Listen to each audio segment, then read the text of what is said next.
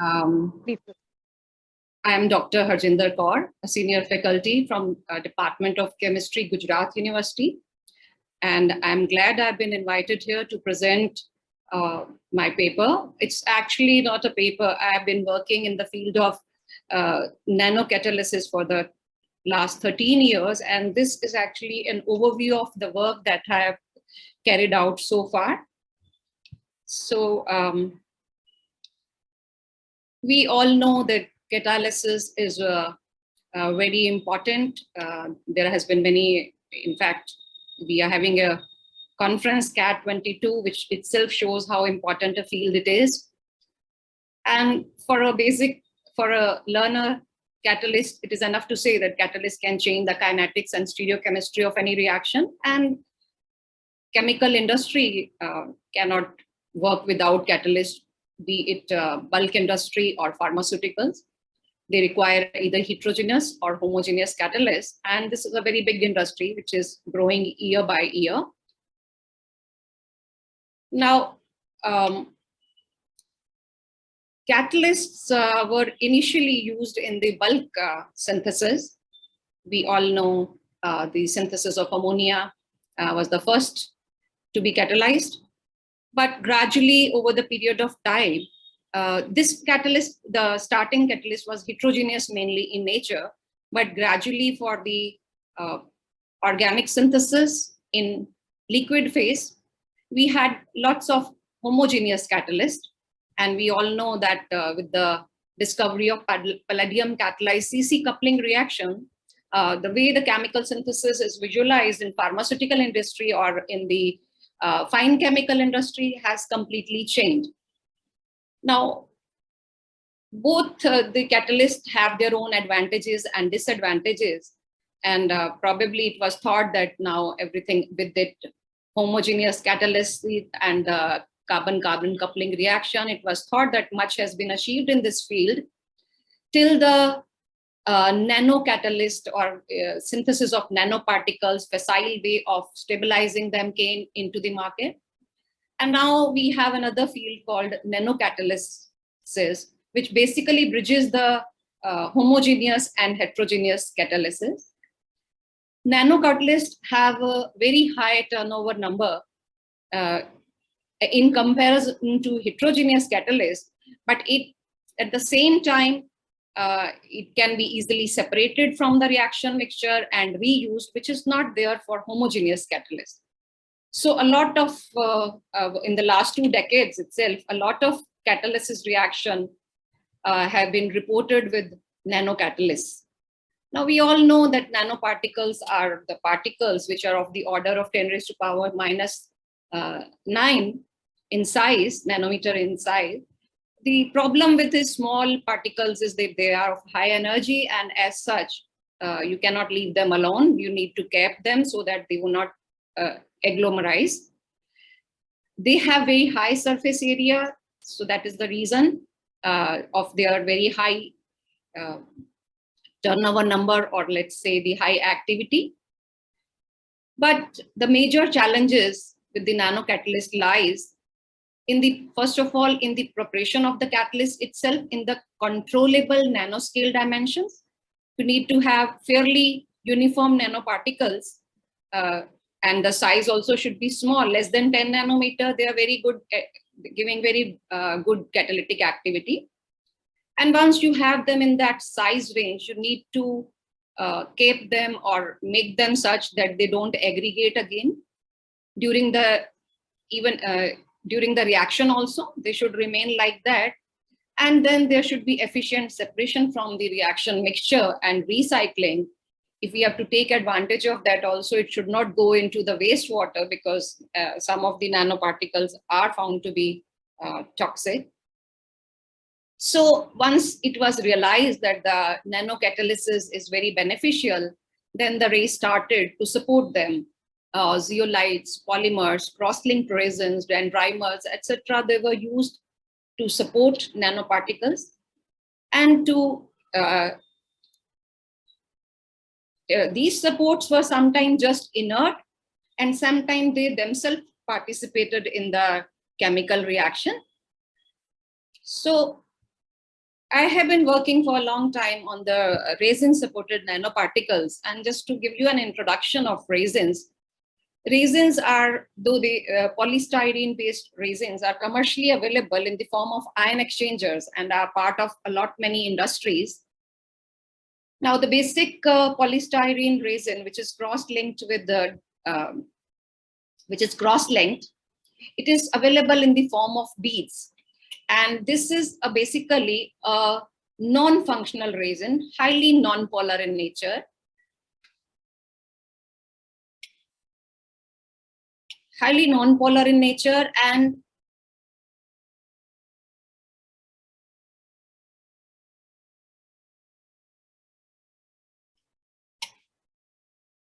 as you can see, there are no functional group here. They are, but these resins, when they are made into beads, they have some pores left in between them. They can be macropores or micropores, depending upon the way they are formed. Beside that, they also have small nano-sized porosities which come into picture once they are swollen, because these are very non-polar. So if you put a non-polar solvent into them, these resin beads, they swell up. In comparison to completely non-polar polystyrene resins, there are other resins which are sulfonated and this N-methylated. And these two are generally used as the ion exchange resins. They are also, because they already have certain groups which can help in keeping the nanoparticles. So all of them has been used for the synthesis of nanoparticle and their application as nanocatalyst. I have mainly worked in these and then tried to functionalize them as and when needed. Now, see, polystyrene resin beads, they are good sorbents. They can absorb materials. As I said, they have pores in them, so they can absorb solvents. So if you sorb a solution of metal into them and then reduce them by some reducing agent, we have used hydrogen hydrate as well as mainly sodium borohydride, then there is the reduction of these metal ions into nanoparticles. These nanoparticles, depending upon the functionality on the bead, there may be nanoparticles only the interior of the bead, there may be interior as well as exterior, or there may be only the exterior of the beads. All of them have been synthesized by us and we have used them.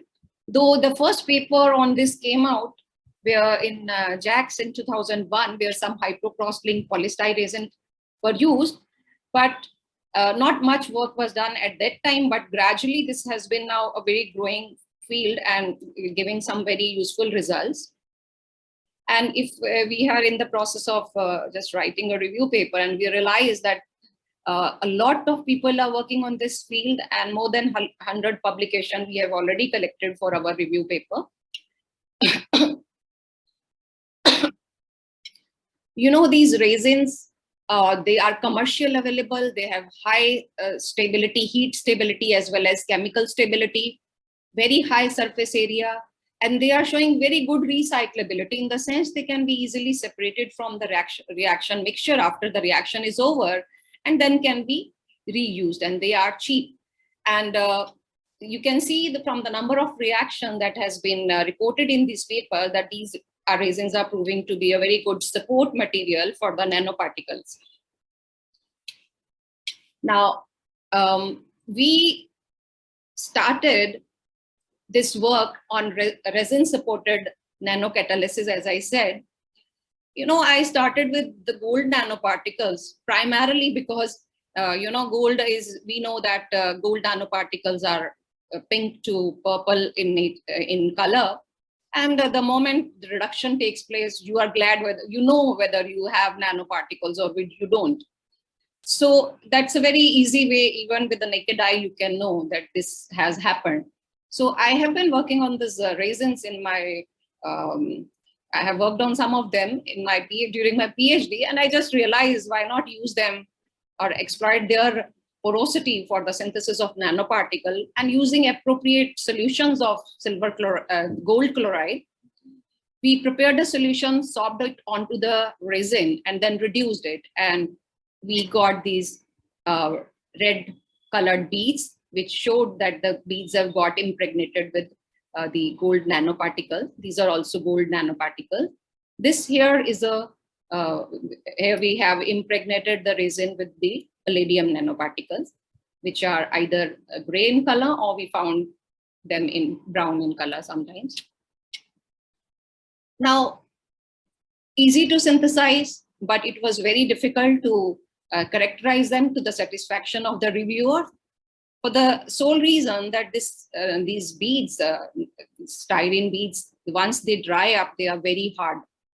They are very hard, and the matrix is so dense that finding nanoparticles during your SEM analysis and TEM analysis was really very hard. In SEM analysis, we didn't see anything on the surface, but in TEM analysis, after doing some workup with our resin particles, we could identify the nanoparticles. I think over the period of time, we too became proficient in the workup thing. And these are my earlier photographs, and these are some of the latest one where we are able to see very good nanoparticles here. And the range was average size range was 5 nanometer. That could be controlled with the concentration. And we were also able to find a surface plasmon band for these.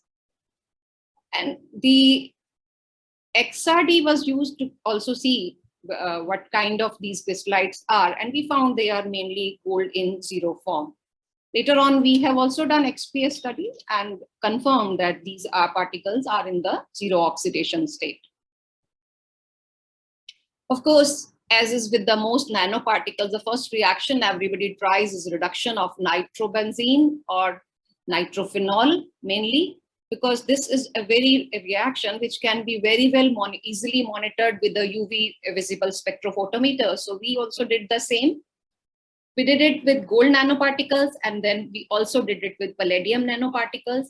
And both of them showed very, very good efficiency for this reduction reactions. Some of the TUN and TUF values of these are given here. After being satisfied, the next step was, because we were working on some molecules where carbon-carbon coupling reactions were required. So we started the journey for the carbon-carbon coupling reaction. Now, not only we studied the carbon-carbon coupling reaction, we also wanted to study them under microwave conditions, microwave heating conditions, because we know that microwaves take very less time. And we wanted to see whether they will work in the microwave so that we can reduce time as well as the efficiency of the catalyst. The catalyst was embedded in an inert material, so we were sure that this will stay, it will not agglomerate. And we did a number of reactions, carbon-carbon. We started with Suzuki reaction, Hiyama reaction, then went on to other coupling reactions. Mizoreki Heck reaction, Sono-Gishira. Sono-Gishira we carried out without using, and one important thing about this was, all these reactions were carried out in very benign methanol water system using inorganic bases. No organic base was used, and the reactions were carried out at 15 watt power, and temperatures were of course different for different reaction, as you can see on this screen. But almost all the reaction below 120 degree we have been able to carry out. Heck required the maximum temperature, and large number of various derivatives of these were synthesized and reported. And in all the cases, we were able to separate the resin and reuse it. Now, this was a very good set of conditions, because microwaves generally, if you use other kind of sometime catalysts, we have tried with PVP, but there we found that a lot of agglomeration took place during the microwave heating. But this catalyst really worked well. After the reaction, we have taken TEM and XRD and even IR, and we found that there is not much degradation of the resin, and the particles were almost same in size, though some migration was observed in the particles. We all know that microwave heating is compared to the other, normal heating, the microwave heating is much more efficient, and this was visualized. You can see we have used the same catalyst under normal conventional heating also and microwave heating, and we found that our time from 30 hours to 4 hours for various reaction has gone to 35 minutes and 6 minutes in case of gamma reaction. Not only that, the isolated yields were much higher also in this case. So not only we were able to reduce time, we were also able to enhance the yield. And all these reactions were carried out in the absence of any hazardous high boiling organic solvent. There was no activators. Generally, when people are using nanoparticles, they are using some kind of surfactant, etc., to mix them. But here we didn't require them.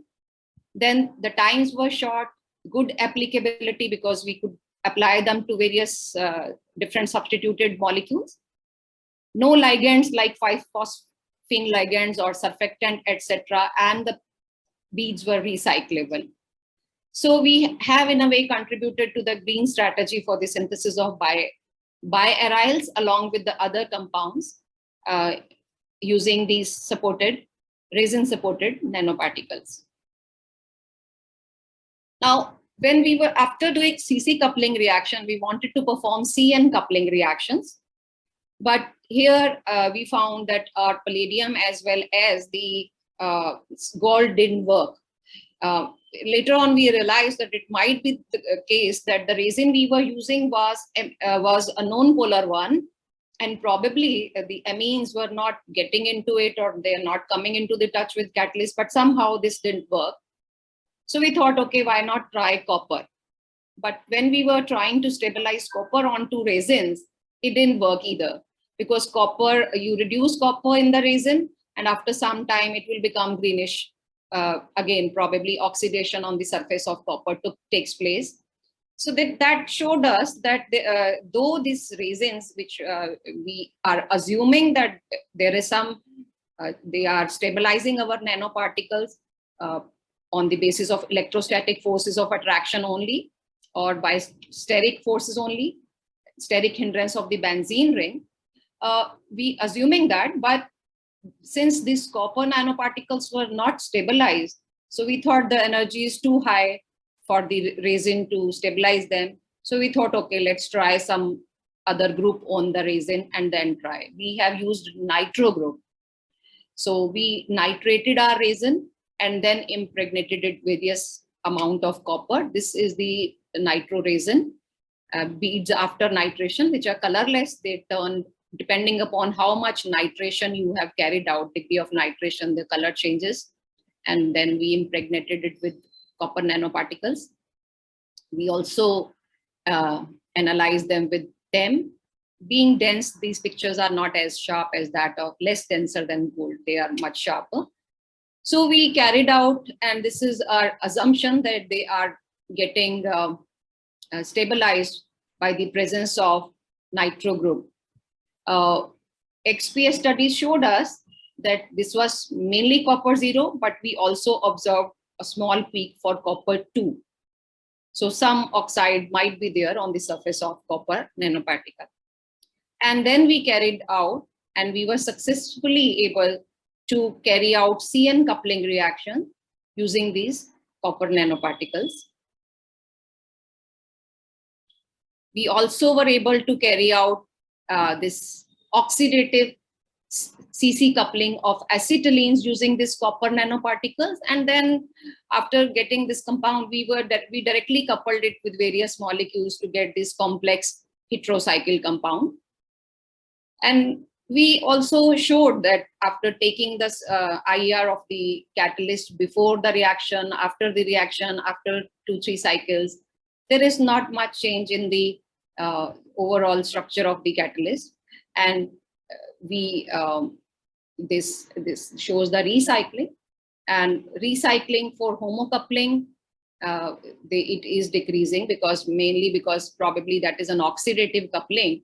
We were using oxygen here, And maybe the surface is then covered by more oxide, and there is a gradual decrease in the yield as we recycle the catalyst.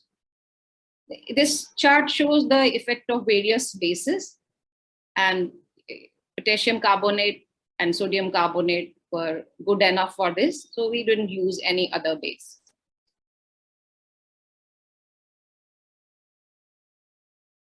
I would like to mention here that in a coupling reaction, CC coupling reactions, we were using dioxane as solvent. And in some of the GCMS analysis, we were observing a few peaks which were constantly there in all the products. So we thought from where this is coming. And when we analyzed those peaks, we found that dioxane was getting oxidized to some extent.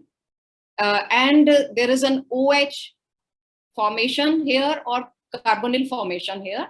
That means this compound was also good for CH oxidation, this gold nanoparticles I'm talking about. That gold nanoparticles were very good at the oxidation of the CH bond. And after observing those peaks, we did carry out this reaction separately using different type of oxidant, TBHP, hydrogen peroxide, molecular oxygen. And we saw that with molecular oxygen, we all know anyway that gold is very good oxidant. Gold nanoparticles are very good at oxidation. But this discovery showed us that we can even dioxane can get oxidized into these compounds. And 1,4-dioxane 2-ol was the major product in this case, 90%, with some 7% of dioxane. So this conversion, show by the gold nanoparticles, they are good at CH activation, led to other reactions with the gold nanoparticles, where we have carried out ethyl benzene, oxidation of ethyl benzene to corresponding ketone. And this is a very useful industrial reaction. Here also we have tried all the different oxidants, and we found that our resin supported gold nanoparticles are very good with the molecular oxygen, and that is probably the greenest oxidant available. Now, beside that, another important thing I would like to mention here, as I said, we have been using microwave for our reactions. Microwave, we have the SEM benchmate with us. Then we actually purchased an assembly which can help you pass hydrogen gas into this SEM microwave.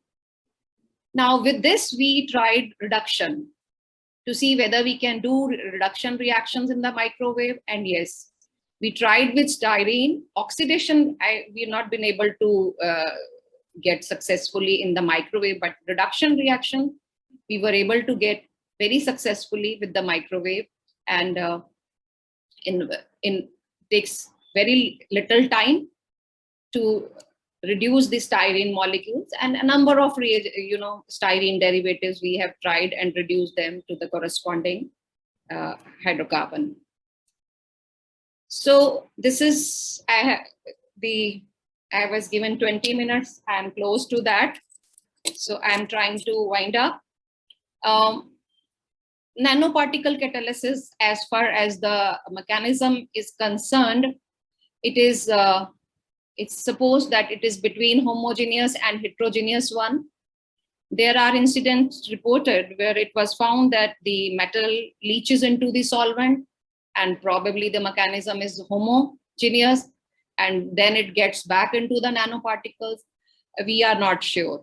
We find that it is mainly heterogeneous in nature, for the sole reason that whenever we have analyzed our our reaction mixture after separating it from the catalyst, we have run a number of inductively coupled plasma testing for the filtrate, and hardly few ppm or ppb level of palladium or gold was observed in that. So we are fairly sure that the catalyst is not leaching into the reaction mixture, and more or less this the mechanism is heterogeneous in nature. There is also a drawback of using this resins. That is, these resins are very good sorbent. And when we were using non-polar compound, they get very strongly sorbed into the resin.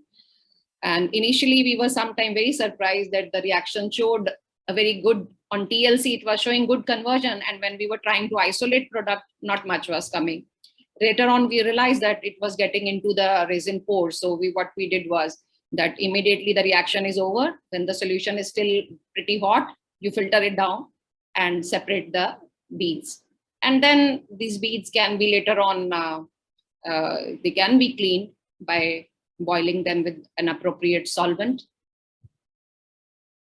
And another thing is, if you want, in some of the papers, the size we can keep below 10 nanometer in almost all the cases. But yes, all the nanoparticles will never be of the same size. There is little variation is there. And that's all about the my work, which I have shared with you. I'm thankful to the Department of Chemistry, to the Nanomission DST and Guj Coast. They've financially supported our work. Various laboratories, because we have been fairly dependent on the other institutes for the instrumentation. And lastly, to my very diligent PhD students. Thank you very much. And if you have any questions, I will be happy to answer them.